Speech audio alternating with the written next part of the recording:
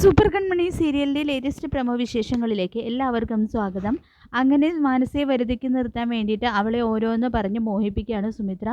മാനസിക്കാണെങ്കിൽ കൺമണിയെ എങ്ങനെയെങ്കിലും തോൽപ്പിച്ചാൽ മതി, അതിനായിട്ട് അവൾ ഏത് ചെകുത്താൻ്റെയും കൂട്ടുകൂടും, ഏത് നികൃഷ്ട പ്രവൃത്തിയും ചെയ്യും. അതുകൊണ്ടാണല്ലോ സുമിത്ര ക്രിമിനൽ ആണെന്ന് അറിഞ്ഞിട്ടും അവരുടെ സ്വഭാവം എങ്ങനെയാണ് മാറുക എന്നറിഞ്ഞിട്ട് മനസ്സ് അവരുടെ കൂടെ കൂടുന്നത്. ഇത് നാളെ തനിക്ക് തന്നെ തിരിച്ചടിയാകുമോ എന്നൊന്നും മനസ്സ് ചിന്തിക്കുന്നില്ല. അതിനിടയിൽ അച്ഛനും അമ്മയോടും കൺമണിയെ തന്നെ വിവാഹം ചെയ്യൂ എന്ന് പറയുന്ന കൃഷ് കൺമണിയെ കാണാൻ വേണ്ടിയിട്ട് രാത്രി അവളുടെ വീട്ടിലേക്ക് ചെല്ലുന്നുണ്ട്. കൺമണിയെ റൂമിൽ പോയി കണ്ട് അവളെ പുറത്തേക്ക് കൂട്ടിക്കൊണ്ട് പോവാണ്.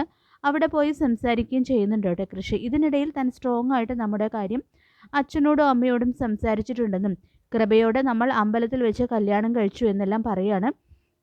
അതിനുശേഷം കൃഷ്ണൻ്റെ റൊമാൻറ്റിക് സംസാരത്തിൽ ലയിച്ചു നിൽക്കുകയാണ് കേട്ടോ കൺമണി.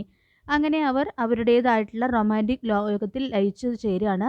മാനസയോട് സുമിത്ര കൃഷ്ണനെ കല്യാണം കഴിച്ച് ആ കുടുംബത്തിൽ പോകണമെന്നല്ലേ ആഗ്രഹമെന്നും ആ ആഗ്രഹം ഞാൻ സാധിച്ചു തരാമെന്നും സുമിത്ര പറയുമ്പോൾ അത് നിങ്ങൾ വിചാരിക്കുന്നത് പോലെ ഒന്നും അല്ലെന്നും കൺമണിയായിട്ട് കൃഷ് അടുപ്പത്തിലാണ് എന്നുള്ള കാര്യം നിങ്ങൾക്കറിയാമോ എന്നും കൃഷ്ണന് എന്നെ ഒട്ടും ഇഷ്ടമില്ല എന്നൊക്കെ കൃഷി ഇപ്പോഴും കൺമണിക്ക് പുറകെയാണെന്നെല്ലാം മാനസ പറയുന്നുണ്ട്.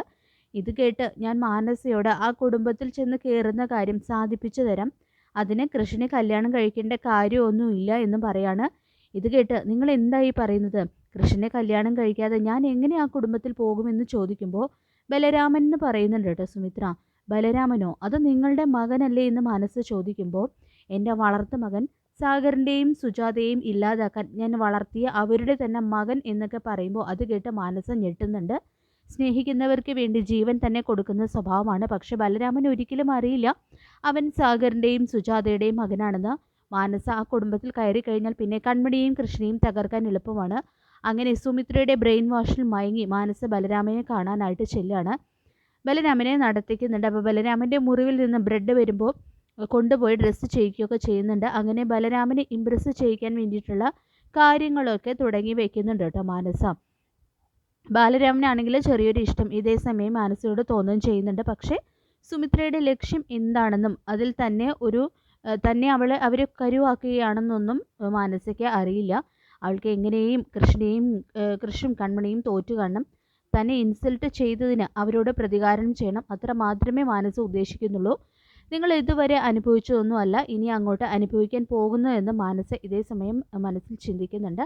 അങ്ങനെ സൂപ്പർ കൺമണി സീരിയലിലെ വളരെ ത്രില്ലിംഗ് ആയിട്ടുള്ള എപ്പിസോഡുകളാണ് ഇനി അങ്ങോട്ട് വരാനായിട്ട് പോകുന്നത്.